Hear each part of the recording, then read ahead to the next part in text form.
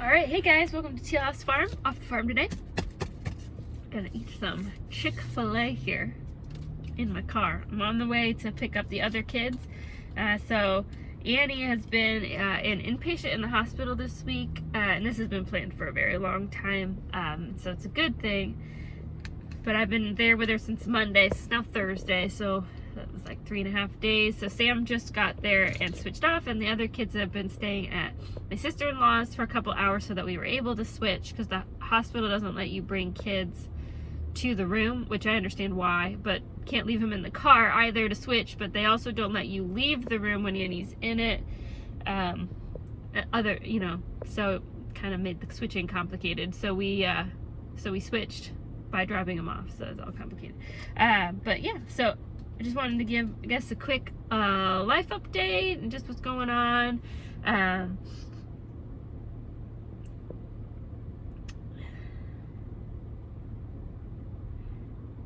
So Annie is just in, so this is a planned inpatient stay for her epilepsy. We don't talk about her epilepsy a lot on the channel and the things that go with it, because I feel like that's a little bit more personal for her to decide how much she wants to share. But when it comes to epilepsy, it's always changing, and it's, if you know somebody who has epilepsy, you'll understand that it's kind of like this monster that hides in the closet. You never know when it's going to come out. And so one of the things that we've kind of been talking to a neurologist for a while about is doing more advanced testing to understand more about her epilepsy, because at present, before this, we really only, have her seizures just diagnosed by, she had a seizure. I took a video, sent it to the neurologist, and they make best guesses about what's going on and the best way to treat it. And the hope is some kids grow out of it. We don't think she's going to grow out of this just with her other medical issues. We think they're all kind of related and they're all kind of staying. And so we've been fighting to be able to have her do an inpatient stay, which the neurologist also thinks is a good thing. So you go in, basically you go into the hospital for a week. They hook you up to the computer, your brain up to the computer and EEG, and they watch your brain for a week. And they hope maybe you'll have a seizure while you're hooked up, so that they can see exactly what's going on in your brain and where everything is happening, and it gives them much better ideas about like best treatment options and what would probably work for you, because otherwise it really is, a guess. At this point in life, there's over 30 medications on the market for epilepsy, which is a huge improvement from the past. So if you've known anybody even 20-30 years ago that was an epileptic, there were only a couple of medications on the market to help. They didn't work for everybody, and the side effects were horrible. They made you like a human zombie. And so now there are a lot more medications available, but you have to be more specific about what's going on. And so you have to have data to be specific, and data is hard to get. And so, like I said, we've been fighting for this inpatient stay. It's very expensive, obviously. Insurance doesn't like to pay for it unless you can show that you need more data. You have to like show proof of need. And so we just kind of had to wait long enough to show, we're not getting,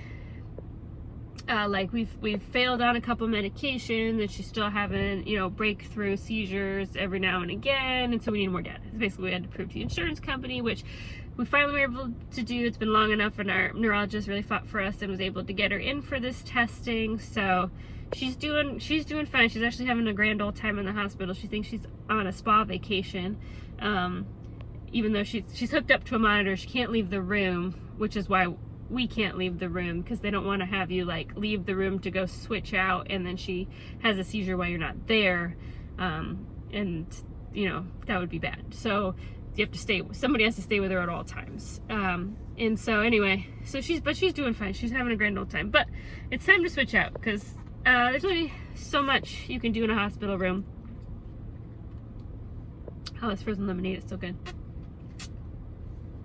And there's a lot to do at home, right? You always know, like, Sam doesn't do a lot with the gardening. He'll water it for me and things, but I need to get in there and do some gardening work. I'm sure there's like a million tomatoes that need picked and stuff, so we decided we need to switch out. So he's gonna stay for a couple days, and I'm gonna go pick up the girls now from my sister-in-law's, and we're gonna go home and kind of assess what needs to be done. I need to do some laundry, things like that. We weren't sure. She could have stayed anywhere from 4 to 7 days, so I packed for 5 days.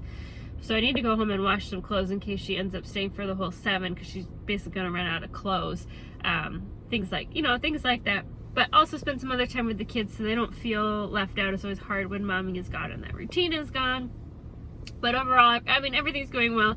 They're getting some good data. We had a really good discussion today with the hospitalist, I think is what you call it. So the neurologist that's on the floor in the hospital, who's not the main guy we see, and kind of what her thoughts were about what's going on and her suggestions.